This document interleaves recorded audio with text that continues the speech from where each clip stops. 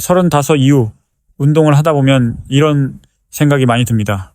예전보다 더 열심히 하는데 왜 몸에 변화가 없지? 이유가 있습니다. 35 이후부터는 근육 합성 능력과 회복 속도가 떨어지기 때문입니다. 저 역시도 근성장이 예전 같지 않다는 걸 느끼고 나서 운동량을 무작정 늘려보기도 했고 유행하는 보충제를 하나씩 다 사서 먹어보기도 했습니다. 한때는 몸을 만드는 데 진심이어서 한 달에 보충제에만 수십만 원을 쓰기도 했습니다. 그런데 결국 효과가 검증된 몇 가지만 남더라고요.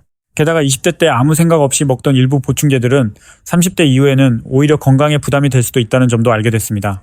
그래서 오늘은 저처럼 비싼 수업료를 내지 않으시도록 3040 직장인의 신체 변화를 보완해 근성장과 회복 그리고 건강까지 2배로 챙길 수 있는 가성비 찐 보충제 탑 5를 정리해 드리겠습니다.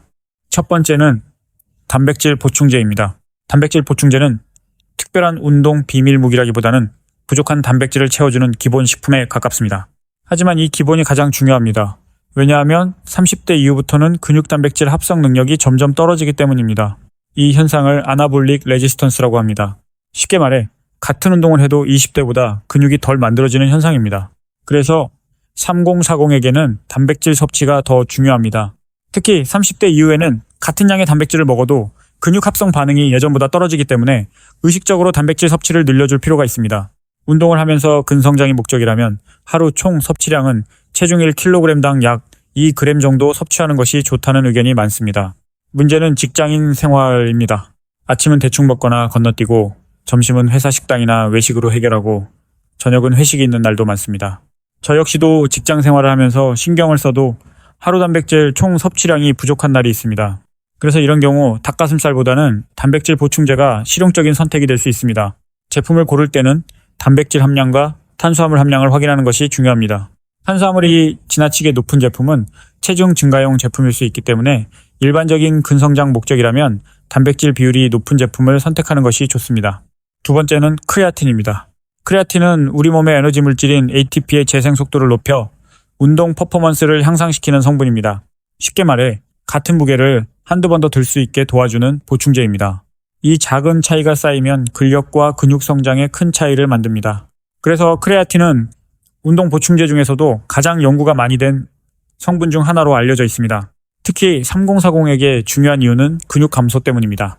사람은 30대 이후부터 매년 약 1% 정도 근육이 감소하는 경향이 있습니다. 이것을 사코페니아의 초기 단계라고 합니다. 그래서 근력 운동과 함께 크레아틴을 섭취하면 근력 유지와 근육 감소 속도를 늦추는데 도움이 될 수 있습니다. 크레아틴은 먹자마자 효과가 나타나는 보충제가 아닙니다. 몸에 일정량이 저장되어야 합니다. 그래서 며칠 이상 꾸준히 섭취해야 합니다. 일반적으로 크레아틴 모노하이드레이트 형태로 하루 3g에서 5g 정도 섭취하는 것이 보편적인 방법입니다. 처음 섭취하면 체중이 약 1kg에서 2kg 정도 늘어날 수 있습니다. 하지만 이것은 지방이 아니라 근육 안에 저장된 수분 증가 때문입니다. 또 약 20%에서 30% 정도는 효과가 크지 않은 사람도 있습니다. 그리고 건강검진을 앞두고 있다면 크레아틴인 수치에 영향을 줄 수 있기 때문에 약 2주 정도 섭취를 중단하는 것이 좋습니다.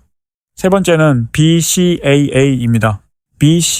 BCAA는 류신, 이소류신, 발린이라는 세 가지 필수 아미노산으로 구성되어 있습니다. 이 중 류신은 근육 단백질 합성을 자극하는 핵심 아미노산입니다. 특히 운동 중 섭취하면 근육 분해를 줄이고 피로감을 낮추는 데 도움을 줄 수 있습니다. 3040에게 중요한 이유는 회복 속도가 느려지기 때문입니다. 20대 때는 밤 늦게 운동해도 다음날 멀쩡했지만 30대 이후에는 하루만 쉬어도 몸이 훨씬 무겁게 느껴지는 경우가 많습니다. 저 역시 예전에는 하루 2번 운동도 했지만 지금은 회복이 예전 같지 않다는 것을 느낍니다. 이럴 때 운동 중 아미노산을 공급해주면 운동 지속력에 도움이 될 수 있습니다. 또 운동 중 물 대신 마시면 칼로리 부담 없이 음료처럼 마실 수 있는 장점도 있습니다. 다만 단백질 섭취가 충분한 경우 필수적인 보충제는 아니지만 운동 중 피로관리나 수분 섭취 용도로 도움이 될 수 있습니다. 네 번째는 오메가3입니다. 오메가3는 근육을 직접 키우는 보충제는 아닙니다. 하지만 3040에게는 매우 중요한 건강 영양소입니다. 오메가3는 혈중 중성지방을 낮추고 혈액순환을 개선하는 데 도움을 줄 수 있습니다. 특히 30대 이후부터는 심혈관 질환 위험이 점점 증가합니다. 또 운동을 꾸준히 하다 보면 관절이나 염증 문제를 경험하는 경우도 있습니다. 오메가3는 염증 반응을 완화하는 데 도움을 줄 수 있다는 연구도 있습니다. 운동을 오래 하기 위해서는 근육뿐 아니라 심혈관 건강 관리도 중요합니다. 그래서 이런 기본적인 건강 영양소를 함께 챙기는 것이 좋습니다. 5번째는 종합 비타민입니다. 운동을 하다 보면 단백질이나 탄수화물 같은 큰 영양소는 신경 쓰지만 비타민과 미네랄은 놓치는 경우가 많습니다. 하지만 비타민과 미네랄은 에너지 대사와 면역 기능, 그리고 회복 과정에서 중요한 역할을 합니다. 특히 직장인들은 스트레스와 수면 부족, 불규칙한 식사 때문에 영양 불균형이 생기기 쉬운 환경에 있습니다. 그래서 종합 비타민을 통해 기본적인 영양소를 보충해주는 것이 근성장에 도움이 될 수 있습니다. 마지막으로 하나 정도 더 추가한다면 유산균입니다. 장에는 우리 몸 면역세포에 약 70%가 존재한다고 알려져 있습니다.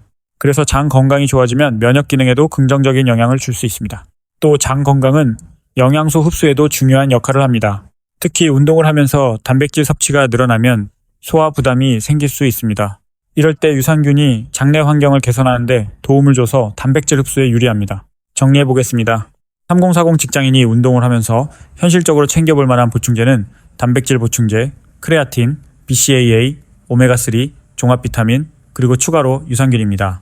35 이후에는 근육 합성 능력과 회복 속도가 예전보다 떨어지기 때문에 이런 보충제들을 잘 활용하면 예전 20대만큼은 아니더라도 지금보다 훨씬 더 근성장과 운동, 퍼포먼스에 유리한 환경을 만들 수 있습니다. 하지만 가장 중요한 것은 보충제가 아닙니다. 결국 몸을 만드는 가장 중요한 요소는 운동이든 영양 섭취든 끊기지 않는 지속성과 꾸준함입니다. 보충제는 어디까지나 그 과정을 도와주는 보조 역할일 뿐입니다. 그리고 3040부터는 몸을 만드는 것만큼 건강을 함께 챙기는 운동이 중요합니다. 저는 여러분들이 운동을 통해 단순히 몸매만 만드는 게 아니라 오랫동안 건강하게 운동할 수 있는 생활 습관까지 함께 만들었으면 좋겠습니다. 도움이 되셨다면 구독과 좋아요 부탁드립니다. 감사합니다.